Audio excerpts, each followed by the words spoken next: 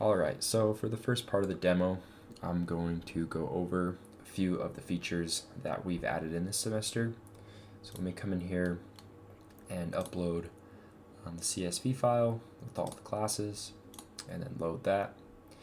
And this was a change that we made to where instead of having all of the classes appear right here on the calendar at first, instead of every single one being loaded in, it will actually default to CS 404, and then you're only going to get those classes for that particular room instead of having that jumbled mess like it was before.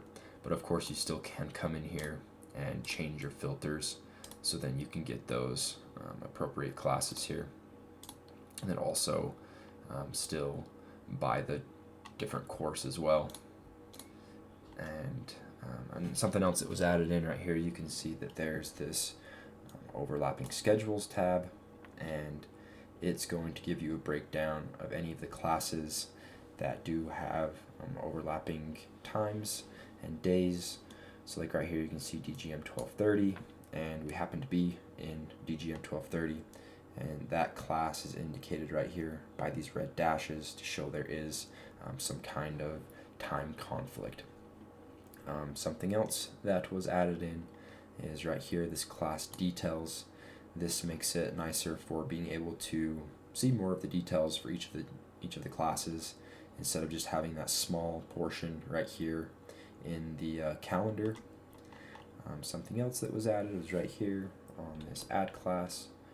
Let me go ahead and just fill in all of these boxes really fast, because in order to save this section or this class, you have to have all of these inputted. So let me fill this out. So right here, this was one of the changes that I had worked on that split up this location into building and room.